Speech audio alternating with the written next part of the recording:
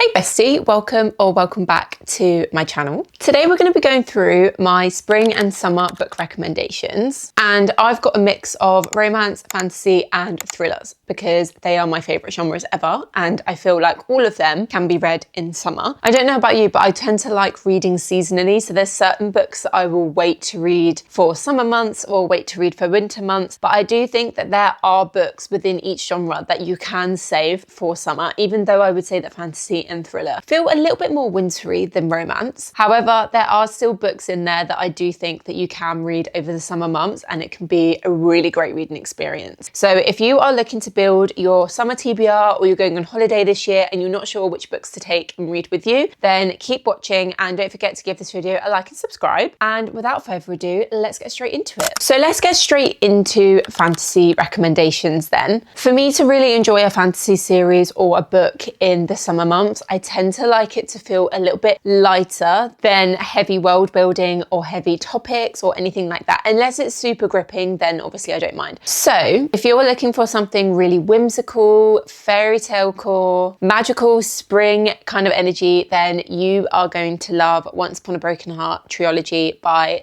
Stephanie Garber. Stephanie Garber writes some of my favorite books because she's so beautiful in her writing style, and she is able to create these really stunning worlds, and you can really picture them in your head. And that is why I love her books so much. But this one in particular feels so perfect for spring. It's so whimsical. It really feels like you are in the middle of a YA fairy tale. It's got some really beautiful romance in there. It's quite dramatic, but it doesn't feel really heavy. And obviously we have a morally grey MMC, which we just love. And obviously the tension in this, the yearning, is absolutely top tier. So if you love reading fantasy, but you don't want something that feels super heavy, I would definitely recommend reading this. Also, if you want to read the Caraval series by Stephanie Garber, 100% read this one first because it will feel so much better. The second book I think you should read is The Spell Shop by Sarah Beth Durst. Now, looking at the cover of this, when I first picked it up, initially I thought this was going to be a very autumnal kind of book. However, when I started reading it, I actually realised this is set in summer. It would be absolutely perfect to read in spring/summer. It really is super cozy, super cottagecore, found family, rebuilding your life kind of vibes, and it is really wholesome and cute. This I read after a really heavy fantasy book, and it was absolutely perfect. Like, it really saved me from getting into a reading slump. It's very cozy, very whimsical, and it's set on an island. So we've got our main character Keela, who has a plant for her best friend, and they love books, so they escape their city to her home island, and her whole mission is to protect her books. But then as she gets to know the people on the island and things start to go wrong, her mission then becomes to protect her books and the island. It's super wholesome, and it's perfect if you love small town romances because it's really got that kind of vibe in this. And it's absolutely perfect if you need something light and easy to read, especially like if you're going on holiday or something like that. I think this would be a really good option. And if you still love fantasy, then this is a great one for you. I also think you would love Drowned in the Name of Love by Ruth S. Diaz. Now this is like a perfect, slightly heavier, more emotional book than the other two, but it's set on the sea and we've got pirates involved. And I feel like every time you mix the sea and pirates, it feels more summery than sort of like a wintry fantasy book. It's definitely a little bit more atmospheric than The Spell Shop, but maybe has like a similar vibe to Once Upon a Broken Heart. So in this book we have Donna, our main character, whose dad was a famous pirate king. He gets murdered, and then she ends up growing up in this court, and she feels this like forbidden call to the sea. And then one night everything changes and she ends up meeting this wanted pirate captain. It's very atmospheric and poetic. It's less kind of like plot driven and more about the vibes. And it's perfect if you love something angsty, yearning and set on the sea. And then the last book I'm going to show you is Diabound. And now I know this is technically not a very summery book, and I think it is pretty much set in winter anyway, but it was honestly my favourite book of 2025, so I could not leave it off this book recommendation list. And it's so good that I think it deserves to be recommended all year round, because I think no matter what time of the year is that you read this book, you are going to be obsessed anyway, so it doesn't really matter. So this is sort of like a darker fantasy in an academy setting setting. So that's why people kind of refer it back to Fourth Wing. So you get bonded to wolves instead of dragons. And it does have that kind of vibe. And I also think that this fantasy feels really familiar. So it's got all of the like the best bits about all of your favorite romantasy books and kind of combines them. And that's why I love this so much. It's driven by intense emotions, romance, obsession, devotion. It's honestly everything. And I love it so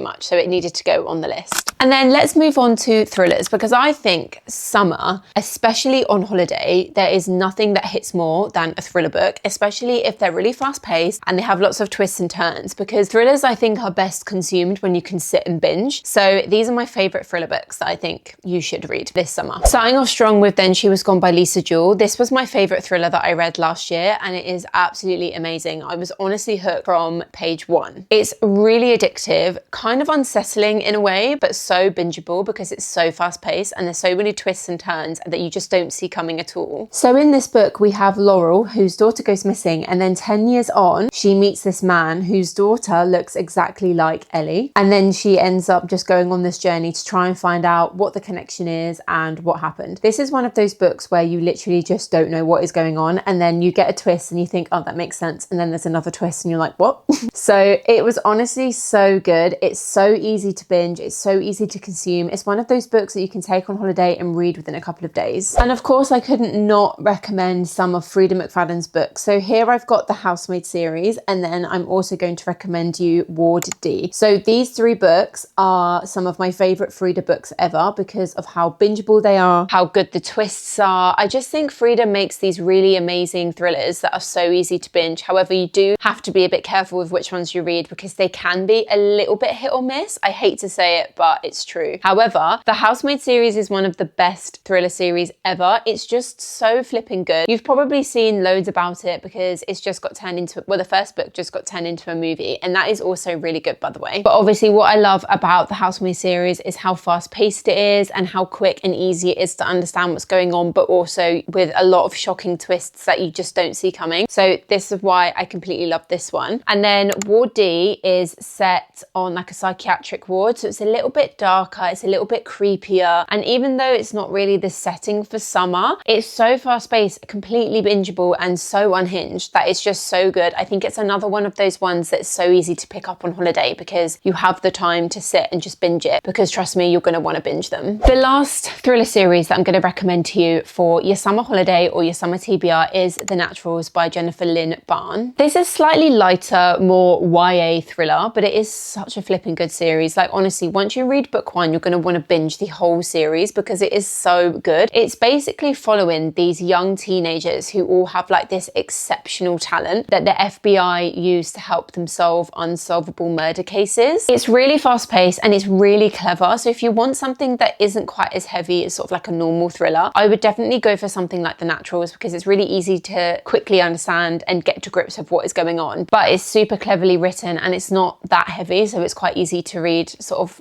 in the summer, lighter months. And then lastly, let's move on to romance. I have the most recommendations for this because personally, I think that romance really has its moment in summer and spring. And I just always want to reach for something lighthearted, something really fun that brings lots of like positive energy, and romance books always bring that, I think. So these are my top ones that I recommend to you. Starting off with one of my absolute favorite romance authors ever, I recommend anything by Carly Fortune. So I've read a few of her books now, which I've got here, and honestly for me, she is the queen of romance. She just has this most impeccable way of writing characters that feel really real, and you just fall in love with every single one of them, and they always have such deep backstories. You feel really emotionally connected to them, and I'm just completely obsessed with her writing. So the ones that I have read and that I would recommend for you to read are Meet Me at the Lake, and then we have Every Summer After and One Golden Summer. So these two are set in the same universe, so you definitely need to read Every Summer After first because you meet the main character of One Golden Summer in this book, and then when you read this one, you follow him a bit later, and it's just very cute. If you want something nostalgic, maybe like a second chance romance, longing across years and across different summers, and also emotional slow burns. And yes, Meet Me at the Lake did make me cry, so obviously instant 5 stars. I think I actually rated all of these 5 stars. stars because they're so good. The 7 Year Slip by Ashley Poston is another one of those like perfect summer romances. It's very magical because we have like a magical apartment that moves either 7 years in the future or 7 years in the past. And it has a really gorgeous, magical realism, whimsical feel to it. So it's perfect for summer if you want something lighthearted and easy to read. This is just one of those books I will forever recommend because it's just so much fun to read. Okay, so